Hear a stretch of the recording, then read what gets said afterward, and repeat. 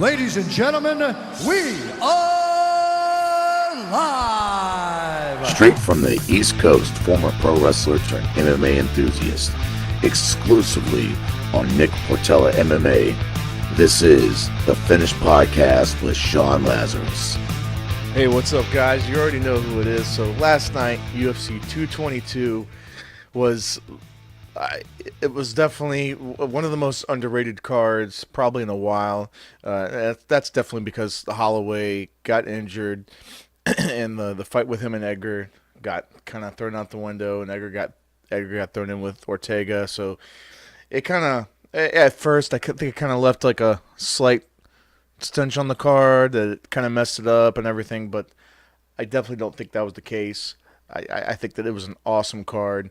And I kind of had a really good feeling. A lot of the people on there, a lot of people that was on the card was, kind of up-and-comer people. A lot of important fights that happened, that took place, that kind of changed the landscape just a little bit. I think that, like I just said, it was definitely one of the more underrated cards of the year. Let's just kind of go through it real quickly. Okay, so quick prelims here. Jordan Johnson defeats Adam Milstead in a split decision. Close fight. Not a whole lot to say about it. Both these guys, it was an okay fight. Let's see. Cody Stamann defeats Brian Caraway via split decision. A lot of split decisions last night.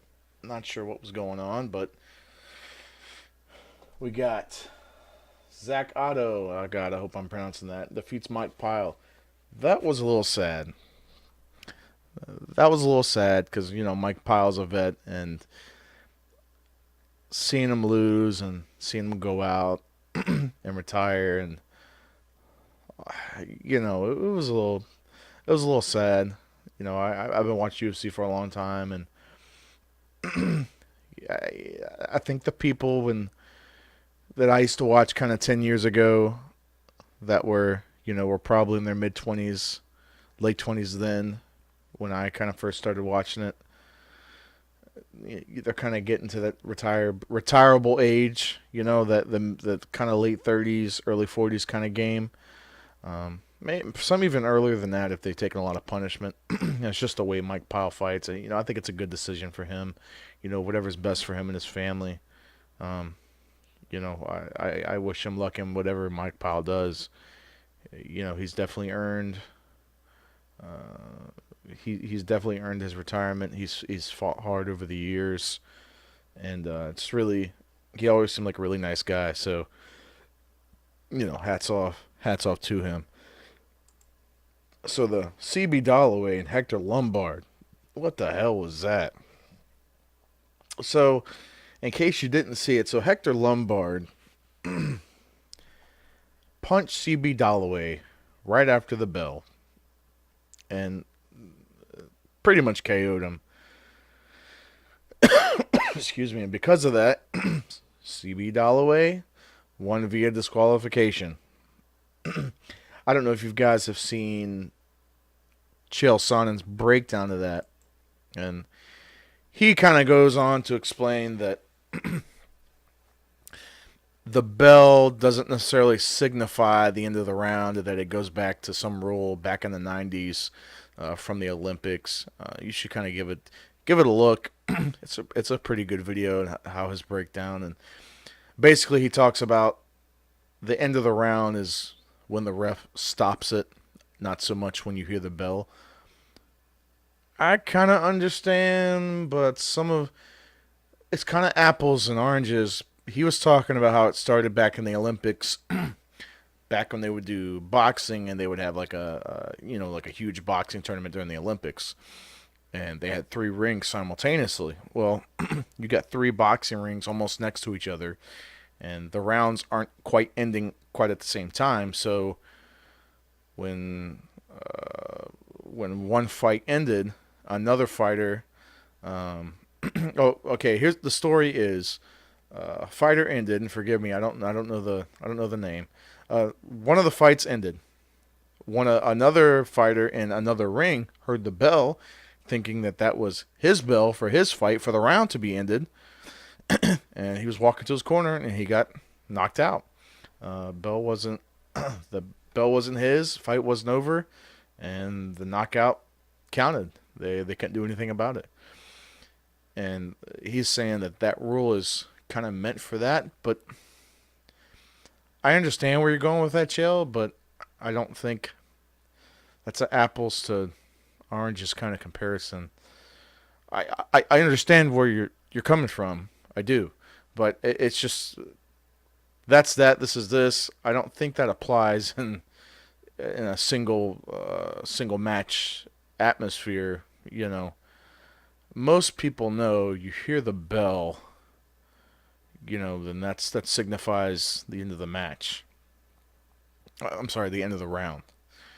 Now, the referee should have literally been maybe his timing should have been a little more to it, but it is what it is. It happened. Unfortunate. So, moving on. John Dotson defeats Pedro Munoz, and glad to see that because I'm a huge John Dotson fan. So I was glad to see after he lost at UFC Norfolk. So I was glad to see him pick up that win. Alexander Hernandez defeats Benel Dariush via knockout punch, 42 seconds of round one. That was pretty. That was a pretty vicious knockout. So I thought that was pretty cool. That was a good way to kind of make your mark, so to speak. Mackenzie Dern, one of the young up and comers I was kind of talking about. I wish she would have beat Ashley Yoder in a more convincing fashion. I was hoping she'd get the finish. She still got the win, split decision. But I think a lot of people were expecting just a touch more. Just a touch more. Like I'm not trying to knock her or nothing like that. You win however you got to win. You got to do what you got to do. Not knocking her for that, but I think people just kind of expected just a little bit more, just because of the hype, the hype around her. But like I said, hats off to her. She needed to win that, and she got the win. She did what she had to do. On to the main card. Ketlin Vieira defeats Kat Zingano via split decision. Now, of course, I, along with the other people, everybody kind of went with most of the picks leading up to this. Everybody, I don't know a single person that picked against Kat. Everybody was picking Kat to win this, and myself included. I'll be honest with you. I really don't even think it should have been a split decision. I think it should have been a unanimous decision. I think she controlled Kat for, 8 cents of that fight. I really do. Unfortunately. And I was pulling for Kat. I think it should have been a unanimous decision. I just don't see. I don't even think it was as close as the judges said it was. Andrei Arlovski beat Stefan Struve via unanimous decision. So, that fight's interesting to me. Stefan Struve, and they were talking about it in the commentary, and I 1,000% agree, and I've said this almost every Stefan Struve fight. He never seems to use his range to his advantage. He does, you see moments of him using his range, but, like I think DC was talking about that range. He's got a God-given gift, and he just doesn't utilize it. I do not understand. Whoever, his coaches need to kind of get on the ball, or maybe he needs to change coaches. Maybe he needs to change, where he's going. Change his school, change his gym. He just needs to change it up. He's still a young guy. I think he's 29, 30. He's definitely got a lot ahead of him. But being that he is, a 10-year vet, even though he's only 30, how much, how many more years can you really get hit in the head? Happy to see Andrei Arlovski win. That's got to be his his kind of last hurrah is coming. It's on the way. I think everybody's kind of pulling for the vets. Especially with him and with Frankie on the card. I think the people are kind of pulling for the vets here. And Andrei Arlovski, he was the man. He was UFC's bread and butter back in the days. He was one of the big first marketable guys. And he carried the company on his back for a little while. But I think Stefan Struve has the tools to win. I think he has the tools to be a lot better, and he's just not utilizing them properly. I really do. I think he's got what it takes to be a champion. I really do. Sean O'Malley defeats Andre Sukumtoth, right? Sukumtoth, is that right? Awesome fight. Sean O'Malley, I can tell that he's definitely got the makings of a star. He's another guy. He really needed to win this fight, and he won the fight. He had to go out there and prove. He talked a lot of smack. He had to prove himself, that he just wasn't some fluke from the contender, that he's got some real skill. He's creative. The fans seem to be behind him, and I think that he's going to have a knack for this. I really do. He can talk. He can fight. He's got charisma. He's got all the tools. He's got all the pieces to make a great fighter. And I mean, in the fight, he said that, well, as of this recording, they weren't sure if he broke his ankle or not. They were still waiting. Excuse me. They think it was probably fractured. And the guy was still hopping up, spinning back fists and jabbing and everything else. Come on, man. That's crazy.